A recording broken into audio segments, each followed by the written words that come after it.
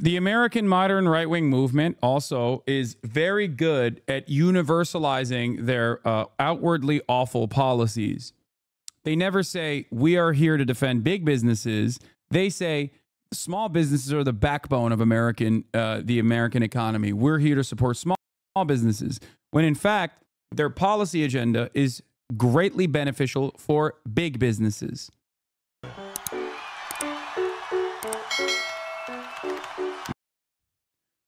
Let's watch the second thought video on liberal collaborations with Nazis. This episode is brought to you by Audible. Start the timer. I've got like 20 minutes tops to cover socialism, communism, corporatism, fascism. Actually, no, this is too broad. I wanna dial in specifically on here. Let's look at the United States comparisons on how this. In the United States, the middle class has played a central role since its very inception. America is often referred to as a nation of small businesses, and small business is a big part of American ideology, often standing in as a symbol of individual freedom and independence. Thomas Jefferson's ideal citizen was the self-sufficient and independent landowning farmer, an ideal that retained its appeal even as it soon became obsolete in the face of expanding markets. And during the Cold War, small business owners and their ideals in both urban and rural areas were used as a bulwark against the spread of communism. To this day, small businesses play a very significant role in America's self-understanding and are generally viewed very positively. One day I want to own my own business, be my own boss. Probably nothing embodies the essence of the American dream more than that thought. There's a lot of idealization and romanticism surrounding small business, both on the right and the left. Small businesses are seen as personal, relatable, and admirable. In a 2017 poll, 70% of Americans said they have a great deal or a lot of confidence in small businesses. And I get it. In our world, small businesses bring a lot of local color to many places, and allow for products and experiences that you couldn't get anywhere else. But we shouldn't let such romanticism blind us to the many problems that small businesses often come with, because they are still businesses in the end, and that means profit is their primary motive. In the United States, small businesses on average pay lower wages, provide worse benefits, are exempt from crucial labor protections, and due to their small size tend to make unionization difficult, which tends to leave small business employees with little to no bargaining power. In the US, federal law requires businesses to provide medical coverage after discharge only if they have 20 or more employees, and family and medical leave only if they have 50 or more employees, thus exempting many small businesses. And anti-discrimination laws, whether against race or gender, only apply if you employ 15 or more people, all of which often allows small business owners to be tyrants towards those they employ, and they will sometimes use their status as small business owners to justify overworking and underpaying people. Whether small or big, businesses compete in the same market, in which success requires ruthlessness. And to this day, the American petty bourgeoisie have a significant effect on the divisions between the political left and the right. If you want to make America a better place for everyone, especially for minorities, forget social activism. Instead, start a business. They not only provide opposition to labor-oriented reforms, they also have served as the mass base for today's right-wing populism, which, as we shall see, reveals several of the same class patterns that we saw in German fascism. Consider the Trump campaign and the MAGA movement. For the purposes of this video, I'm not going to discuss whether it is fascist or not, but it is today's leading form of right-wing populism in America. The media often describes MAGA as a movement of the white working class, and while its ranks do include many white workers, I think this label overlooks the movement's middle-class character. Data from primaries in 2016, for instance, show that much of Trump's support came from middle-income voters, whose average earnings were a lot higher than those of the average American. And while income should not be equated with class, it does serve as some preliminary indication. But as a way of zooming into the class dynamics at play, I'd like to focus on the January 6th Capitol riot, as it's a particularly extreme expression of the MAGA movement. And just as we'd expect, the petty bourgeoisie, namely small business owners and the self-employed, were overrepresented among the Capitol rioters. There was a floral shop owner, a CEO of a skydiving company, owner of a chiropractor practice, owner and president of a tax guidance company, owners of real estate companies, owner of a car dealership, self-employed insurance agent, CEO of a data analytics marketing firm, and I could go on and on. This social group was much more likely to be found among the Capitol rioters than among the general voting population, and were even more overrepresented among those Capitol rioters who were violent. Trust me, once you recognize this trend, you never stop noticing it. While blue-collar workers were present, white-collar workers were a lot more common, and were also likely to be relatively high-ranking managers, who some categorize as petty bourgeois as well, because Yeah, so this is what I talked about a lot. This was an HVAC business owner riot, right? Like, that's what it was for the most part. Because of their increased status and the power they have over subordinate employees. So it's completely misleading to see this event as a representation of the white working class, let alone the general working class. After all, the rioters came from all over the United States. People who were well off enough and had enough economic power to take time off work, pay for traveling expenses, whether by bus or plane, as well as a hotel to stay in, just to attend a Trump rally, which is already some indication of its class character. These were people who were drawn to the MAGA movement because they identified their individual freedom with the freedom of business, and saw all government efforts to help and assist the working class and the unemployed as obstructions to their personal success, explaining their common resentment towards welfare recipients, for instance. Because owning your own business represents freedom. You are independent. You are free. And that's exactly the reason big government The American modern right-wing movement also is very good at universalizing their outwardly awful policies. They never say, we are here to defend big businesses. They say, small businesses are the backbone of the American economy. We're here to support small businesses. When in fact, their policy agenda is greatly beneficial for big businesses. Okay? That's why when Republicans talk about tax cuts, they always talk about tax cuts for the middle class. We're going to do tax cuts for the middle class.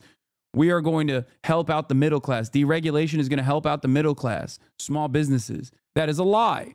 What their open goal, and as Trump demonstrated in his 2017 tax cuts, is to cut taxes for the wealthiest in American society and the corporations, to cut the corporate tax rate. There's a reason why in the Trump tax cuts that came in the last Trump regime, the tax cuts made for the top earners in this country and the corporate tax rate were actually permanent, whereas tax cuts for the middle class and everything under the top marginal tax rate was actually slated to sunset.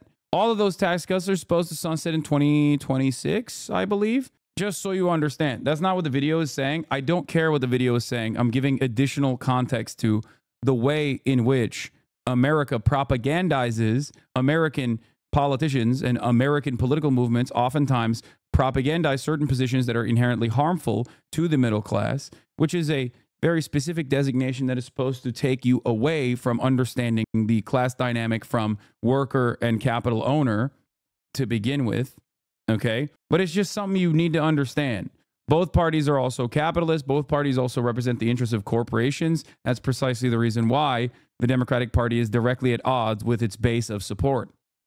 despises small business. And yet, at the same time, as we saw with the German, this also comes with attacks on big capitalists, often represented by people like George Soros and Bill Gates, which often comes along with various about the collusion of left-wing protesters and labor unions with powerful elites like George Soros.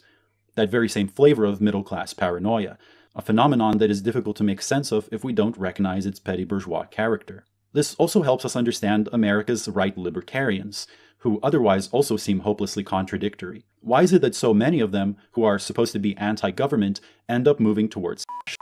Once again, the right libertarian movement is populated with a lot of petty bourgeois individuals who identify their freedom with unregulated business activity and attack the government for its obstruction of this freedom. And yet, whenever their business begins being threatened either by the demands of organized labor or simply by the ruthless tendencies of the market, they end up wishing for a strong government which would wield its iron fist in protecting their business against these threats. Recognizing it also helps us immensely in making sense of different responses to the COVID pandemic.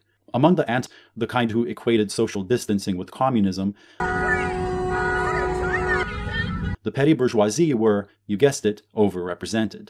In Minnesota, By and appealing to middle class frustrations, the standard of living for what we think is middle class is only achievable for small business owners. Both parties never appeal to the working class, but only an amorphous, intangible middle class that hasn't existed for decades. Exactly. There is no real, like, straightforward worker. I guess there is to a certain degree. It's like the professional managerial class. Okay. There, to a certain degree, the professional managerial class, like, is a part of that equation. Like, we're talking about we're talking about people with college degrees and whatnot. The Democratic Party captures the attention of that base. The Republican Party, on the other hand, captures the attention of the small business owners who actually receive what it looks like to be that mythical middle class. But ultimately, the notion of like the notion of a group of individuals that like work in a fucking factory and have a house and have a comfortable, meaningful existence with a single income, like single income households with one person working as a wage laborer and being firmly in this like middle class standard is non-existent in this country. Those pleading to reopen the state during the pandemic were overwhelmingly small business owners, proprietors of hair salons, massage parlors, a bowling alley, vacation rental, etc., who put up slogans such as "small business is essential." And this makes sense as the lockdown was impeding the profitability of their businesses, in some cases to the point of bankruptcy. Also, in some cases, impeding their ability to spend their disposable income. Some protesters, for instance, expressed their dissatisfaction with the lockdown on account of not being able to get a haircut or not being able to go to a golf course, which is not a particularly working-class concern. The fact that the lockdown was indeed threatening many small businesses incentivized the spread of various conspiracy theories, again expressing that middle-class paranoia, claiming that the virus was man-made or that it did not exist at all and was simply a tactic to push America towards communism. The working class also had a strong response to the pandemic, which came with an increase in worker strikes, and their demands could not be more different from those of the petty bourgeoisie. The striking workers, who were very well aware of the dangers of the pandemic and were at high risk of infection, demanded not only improved working conditions, but improved safety measures, improved access to safety equipment, and increased precautions against the spread of COVID. Nothing could show more clearly just how important it is to differentiate. And there are far more of these people, albeit their organizational capacity is infinitely more limited because they do not have the freedom that like a small business owner has. But there are far more of these people out there, working class people, wage laborers, than there are small business owners, okay? Differentiate between the working class and the petty bourgeoisie if we want to understand the nature of different political movements and actions. This is not to say that some small business owners did not have legitimate concerns. The US government definitely did not act quickly and sufficiently enough to help those whose livelihoods were severely threatened by the lockdown. One legitimate concern was the fact that given America's privatized healthcare system, many small business owners depend on the profitability of their business in order to pay for health insurance for themselves and their family. The fight for universal healthcare is an example of an issue over which the workers and the lower middle class could potentially unite. Now, while we do see these very clear patterns in the relationship between class and politics, it is also true that today people vote according to their class a lot less than they did 100 years ago. Yeah. And many of today's political divisions are drawn along lines of race. Are YouTubers small business owners? Yes, absolutely. Yes, technically myself included. It's an owned and operated business. So I still get paid for my labor and not for making others work for me. I don't own like a channel overall where like other people are working under me and working like there is no way that I can continue making money if I just stopped streaming. Okay. But yes, technically, YouTubers, especially many other YouTubers that have like, you know, ginormous fucking businesses, do this. Like they are firmly within the small business owner category. Gender and culture.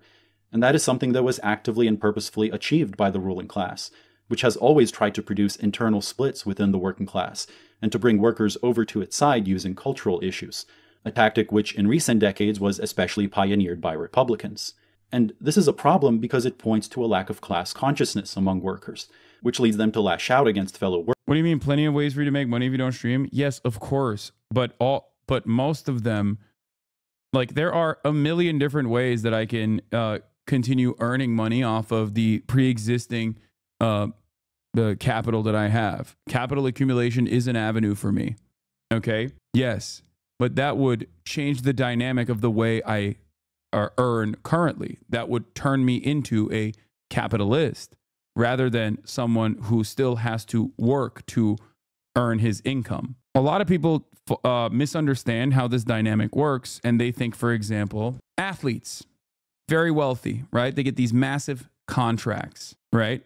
So they go, excuse me, athletes are bourgeoisie, okay? And many of them are, but not in the way that you think they are, okay? Athletes' massive contracts they get from the sports franchises they work for is still very much wage labor, Okay. A lot of them then take those contracts and turn around and start their own businesses in which they become capital owners, business owners, and therefore capitalists. Okay.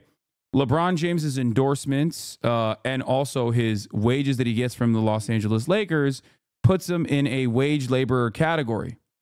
Okay. Whereas LeBron James's many investments into other businesses puts him in a capitalist category. That is how this works. Workers, rather than those who actually exploit them. This is not to say that the Democrat Party is free from blame either, as it has been consistently disappointing the poor and working class for decades, and has been thereby leaving people feeling like there is no worthwhile alternative. The decline of class consciousness has been further intensified by what I would call the petty bourgeoisification of the working class, the attempt to disarm class struggle by making workers identify more with the petty bourgeoisie than their own class. This is seen when working class people see themselves as temporarily unsuccessful business people rather than workers, entrepreneurs on the grind rather than sellers of labor power. And this is exploited by various companies. Consider, for instance, Uber, which has utilized the slogan, "Be your own boss." Although Uber drivers are gig workers who are materially generating profit for Uber, Uber tries to convince them that they are in fact self-employed bosses. Thus, while offering them terrible working conditions, they sell them the promise of being petty bourgeois. And all of these problems are further confounded by a lack of genuinely working-class organizations, ones that would build working-class autonomy. And history shows us that few things are as effective in combating fascism as organized labor. And now I'd like to thank my patrons, who fund my petty bourgeois existence. 404 error, just undo it. Is a good example landlords? Yes, landlords would be passive earning, like earners. Passive income means you do not have to go out and directly work to get a wage, okay? You do not have to go out and work to get a wage from someone else who is paying you. Passive versus active income. London's dinner happened this weekend. Anyway, this is Matt Christman talking about the rise of American fascism. Just passed completely unremarked upon, but that wasn't the case because, you know, the comedian they booked, Michelle Wolf of The Daily Show, the headlines the last 48 hours, just nonstop debate about whether she was mean to Sarah Huckabee Sanders, whether it's okay to be mean to Sarah Huckabee Sanders, what is comedy, are comedians heroes, and should the whole White House Correspondents' Dinner be hit with Agent Orange? You know, living in hell is a lot more boring than I thought it would be. Yeah, it's just, this is a conversation that is designed to dominate everything on your social media and like in the news and the news media talking about itself and entertainment. And just like, I want to turn it all off. I don't care. I don't care about any of it. It's just like anyone taking just like a really hard stance on any of this is just, God, I just don't know what to make of it. Well, the most insane thing is that, as they say on Battlestar Galactica, all of this has happened before and all of this will happen again. Because this same fucking debate happened, people have pointed this out, the same thing happened 10 years ago with Colbert when he was at the Correspondents' Dinner, I believe 2006, and he roasted Bush to his face, and everyone was horrified, and there was a whole debate about, did he go too far? Is there such a thing as too far? What are comedians supposed to do? But real heads know that this actually also happened 20 years ago.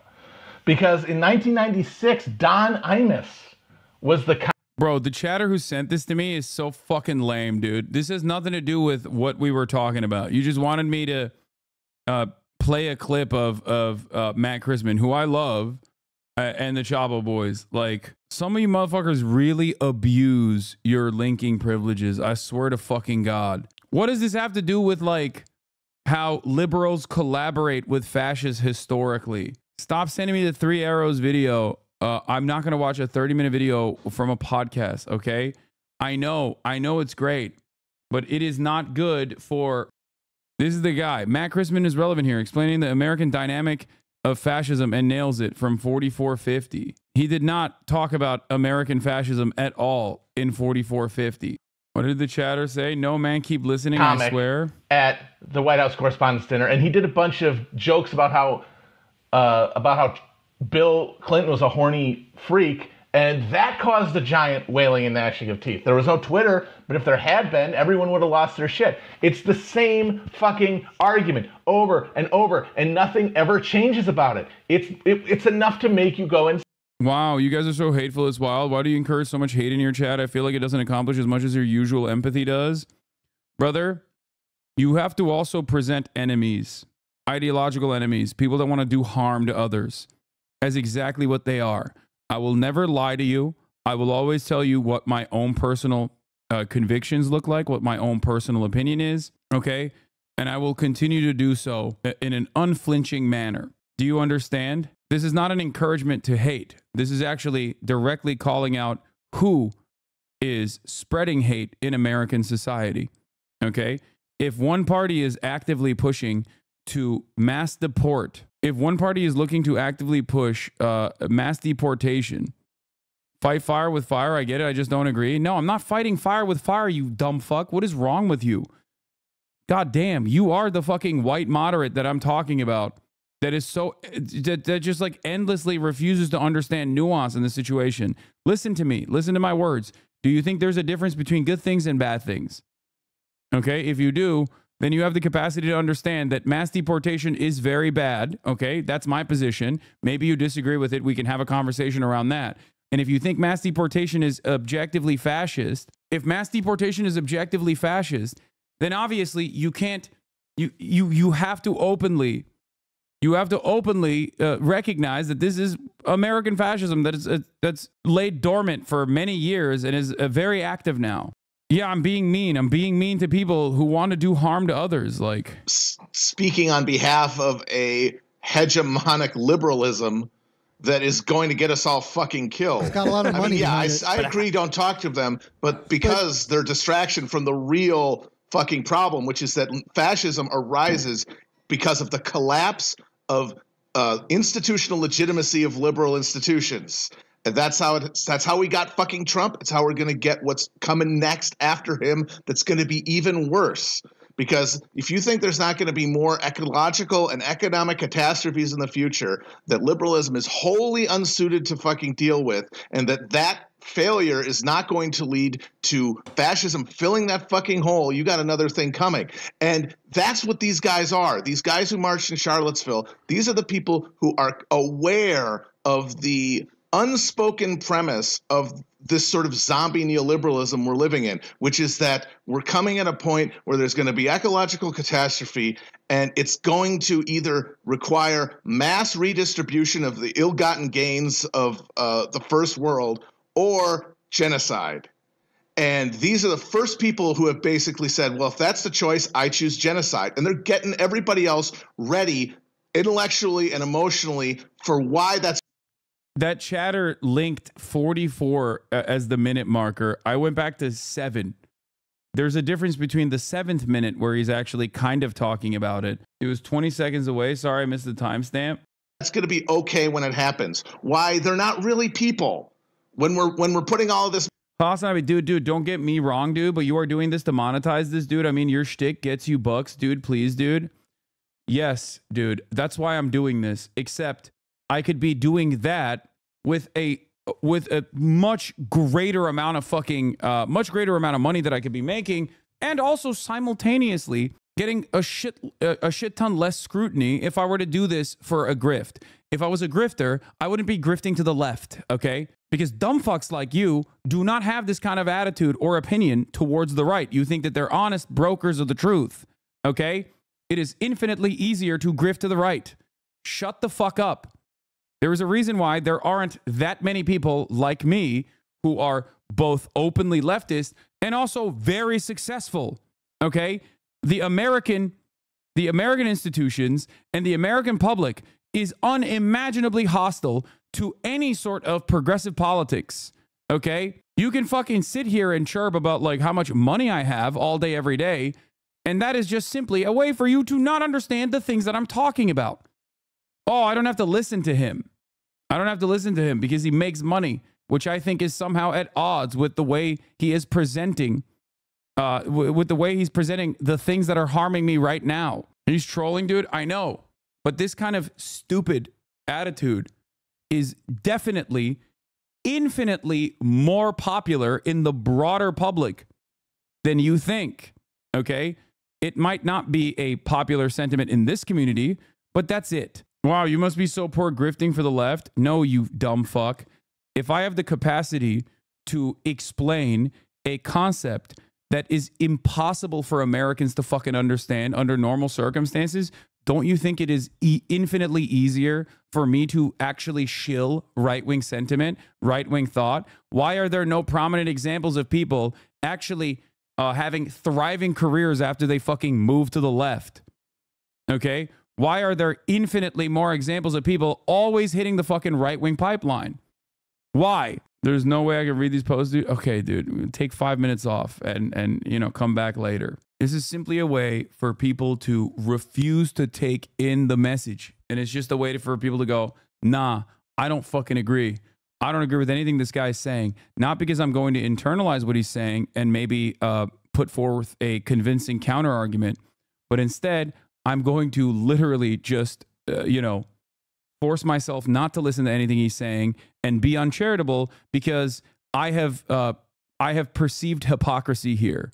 That this person and his existence is at odds with his worldview when there is no such contradiction there. Okay. Money into more fucking walls and drones and bombs and guns to keep them away, and so that we can watch them die with clear consciences. It's going to be because we've been loaded with the ideology that these guys are now starting to express publicly. On the other side of them, you have people who are saying in full fucking voice, no, we have the resources to save everybody, to give everybody a fucking decent and worthwhile existence. And that is what we want. Fucking real difference between these two. So you can tell that to the next asshole who tells you that they're actually two sides of the same coin. And my question is now. Anyway, now we watched Why Middle Class Supports Fascism with Why Middle Class Supports Fascism with cuck philosophy. There's also the German Revolution, which I'm not going to get into too much. I think Bestie Marks had a video on this as well, specifically on the way that like liberals have turned around and showed their bellies and actively collaborated with Nazis. There are a number of different documentary style videos on this process. Unfortunately, many of them are super long, and I want to just like arrive at you know, social democrats, for example, and the role that they played in actively suppressing the communist anti-fascist movement in Germany. That is what I'm looking at. Okay, that is what I'm looking for. Ebert and Gustav Noske. Gustav Noske was a party functionary that had become a prominent deputy, an enemy of proletarian internationalism. He had declared at the Reichstag during World War II that socialists were not, quote, vagabonds without a fatherland. He had tried to convince the bourgeois parties to give the German workers good reasons to become soldiers and thus give their lives in the imperialist slaughter. Noske declared himself a supporter of Oswald Spengler's proto-fascist Prussian socialism. Hitler wrote about Noske in 1933, saying he is, quote, an oak among these social democratic plants. When the news of the Kiel uprising reached the imperial government, Prince Max sent a reliable social democrat to calm the revolutionary fervor, and that man was Gustav Noske.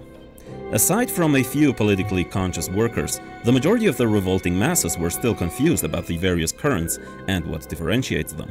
Another consequence of not constituting the Communist Party at an earlier point. Yes, the majority Social Democrats had supported the war, but now they were seemingly on their side.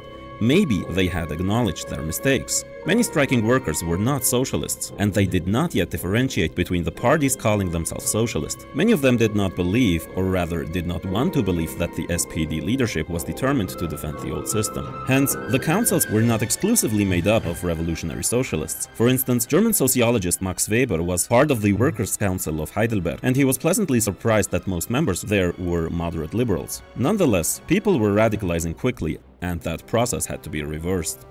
Noske, a cunning and talented politician, eventually managed to sway the people to his side. He was so successful in doing so that the crowds proclaimed him governor of Kiel. Noske promised to meet the most urgent demands of the workers and soldiers of Kiel, such as pardons of mutineers in return for a more calm atmosphere. The next day, Noske called Berlin, saying he, quote, had only one hope, a voluntary return to order under social democratic leadership. Then the rebellion would collapse. Noske slowly but surely restored authority of the former officers and the police, and Prince Max was full of admiration for what Noske had accomplished at Kiel. Quote, "The man has done superhuman things." Prince Max later wrote in his memoirs, quote, "The fate of Germany depended on Ebert repeating his party comrades' achievement on a large scale, that is, rolling back the movement throughout the country. Appeasement through minor concessions and false promises. This trick was to be successful in undermining countless working-class movements in the coming decades all over the world. At the time, very few anticipated the tragedy that was about to ensue. It is reasonable to assume that not even the ruling classes themselves were confident they could turn things around. In the 7 days after November the 3rd, revolution was a certainty for much of the working class. The German monarchy had collapsed and there was no parliament with any claim to power.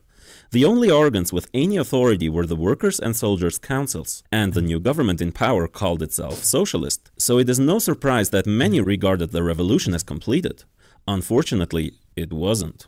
For a revolution to be completed, toppling the old order is not enough. Establishing a new one is the other, in many ways, even harder part. But the masses who had managed to take over city after city had no cohesive plan for what to do with that power. The revolution had been largely spontaneous. It had no centralized leadership, but the counter-revolution did. Now, the trick of Noske in Kiel had to be repeated in many other places, and most crucially in Berlin, where the revolutionary movement had arrived on November 9th. Time was running out. As the new chancellor of a non-existing government, Friedrich Ebert planned to, quote, "steer the revolution into orderly channels and defend the rule of law from anarchy." But these maneuvers were not enough to defeat the Marxists, because the workers' and soldiers' councils were still the main authority throughout the German Reich. They had to be won over, and so it was crucial for the MSPD to build a coalition with the USPD to form an executive based on the councils. The independents themselves had not full control over the councils, and so it was in the interest of the USPD right wing to form unity with the MSPD. Hugo Haase was especially interested in social democratic unity because power was shifting quickly to the left wing of the independents, led by Georg Ledebour and the Spartakists. The two parties wanted to... This is an era where liberals, social democrats alike basically looked for or took advantage of the destabilized Germany in an effort to secure as much power as possible and undermine the communist movement that was the most significant anti-fascist movement in Germany in the lead up to the Nazi rise of power. Okay? This is why I'm saying that what happened throughout history is happening once again, where in America, we don't even have fucking social democrats, really. We just have mostly liberals who are a more moderate version of the fascist movement in the United States of America. And history is repeating itself once again. Instead of actively undermining and trying to combat the growing fascist movement, liberals, and the reason why we arrived at this conclusion is because we were talking about we're talking about Mika and Joe Scarborough and Mika Brzezinski and many of these other institutions. What they have paid attention to and what they've been attacking and undermining since Donald Trump won the election matters. This is why I told you immediately after this election that no, that was part one. I don't think I reacted to part two completely. But my point is this, okay? They very quickly were like, it's actually woke and trans people and our inability to like address the right-wing demands that the American public has that the Democratic Party lost, when the Democratic Party had not done those things at all. As a matter of fact, the Democratic Party had moderated itself so hard that they had become a marginally less bad version of the Republican Party, and they still fucking failed. And instead of licking their wounds and analyzing and doing a proper autopsy on what the real issues were, they immediately started shitting on progressives. They immediately started shitting on trans people. They immediately started shitting on leftists, people who, Hello, my fellow HasanAbi heads. Why do you support Hamas? I'm just kidding. I'm sorry. Okay, take a day off. This is why I actively talked about Bill Maher's sentiment yesterday. What Bill Maher was talking about was so ridiculous, because what Bill Maher was saying is no different than what Republicans have been saying. What you were hearing from MSNBC and CNN alike was no different than Fox News or even the likes of Ben Shapiro. The idea that like wokes and pronouns and Latinx is what caused the Democrats to lose this election. Okay? It was deeply unserious and completely ridiculous. Okay? As the issues that moved them to send Donald Trump back to the White House with their vote. Joe and I realize it's time to do something different. And that starts with not only talking about Donald Trump, but also talking with him. Yeah. Thank you for demonstrating the endless liberal attitude that if you can't beat him, you join him. Okay? That is the point. Nothing has aged worse than this thread.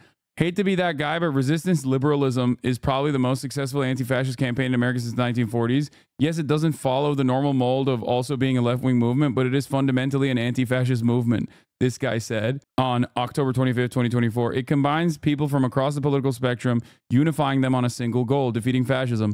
Like, I genuinely don't know what else you can call a coalition that spans from AOC to Dick Cheney than an anti-fascist coalition. This is a fast-track way to be wrong. If you are just like ideologically rudderless, if you simply are repeating whatever the fuck the party is saying without ever having an opinion of your own, you will be lost in the fucking sauce. You will say things like Dick Cheney is an anti-fascist. Dick Cheney is a fucking fascist. Dick Cheney is a bigger fascist than Donald Trump. What the fuck are we talking about? At least Donald Trump last regime. Last regime, Donald Trump was a proto-fascist. Dick Cheney had always been a bigger fascist than Donald Trump's last regime. Anti-fascism at its core is a movement that is opposed to fascism. Resistance liberalism clearly falls well within that mold. It has an express goal to defeat fascism, i.e. Donald Trump. It does not have a consistent economic, social, or international policy regimen. Its only unifying policy is opposition to fascism. Resistance liberalism is an anti-fascist coalition. It just doesn't take the aesthetics of a normative anti-fascism. And because of that, it has been much more successful than it might have otherwise been. I know some people wanted a grand anti-fascist coalition that unifies the left, makes it popular, and cements social democracy and the general left permanently in American politics. Instead, we got a highly educated, highly suburbanized, largely upper middle class, white, wealthy white anti-fascist movement that has been incredibly electorally successful. Now, he was saying this on October 25th, 2024, in the lead up to this election. And what is so insane about this statement is that the anti-fascist movement that he was talking about was also playing along with their own version of mass deportation, just a lighter version of that. So how the fuck were they anti-fascist when they were just like marginally less bad than Donald Trump? Yes, this thread is a response to David Austin Walsh tweet that I thought was really quite dumb. I added more here, by the way. This is why I say, if you want to come across as more knowledgeable, okay, read a little bit and develop a materialist perspective, because historical materialism will usually land you on the right side of history and will allow you to make better assessments of what is to come.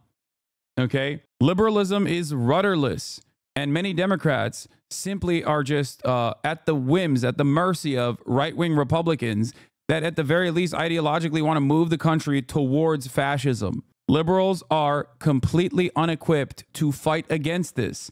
And that is why you're seeing so many of them refuse to fight against this and instead capitulate to the same exact right-wing framing on the matter over and over and over again.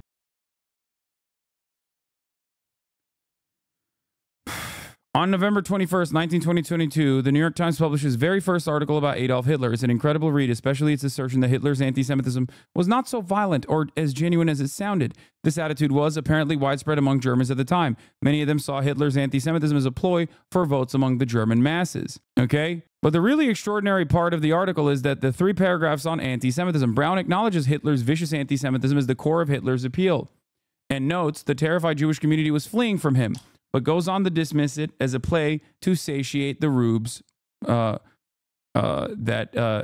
he bolded himself.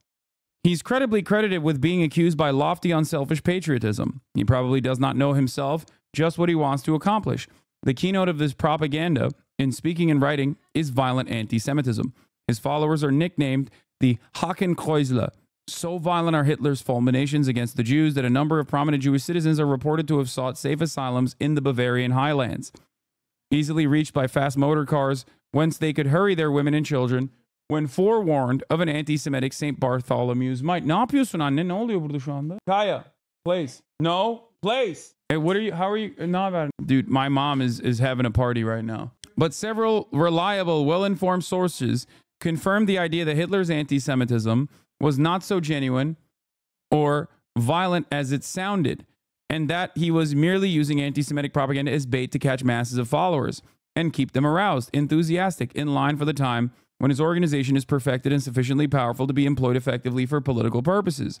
A sophisticated politician credited Hitler with peculiar political cleverness for laying emphasis and overemphasis on anti-Semitism, saying, "You can't expect the masses to understand or appreciate your finer, real aims. You must feed the masses with cruder morsels and ideas like anti-Semitism.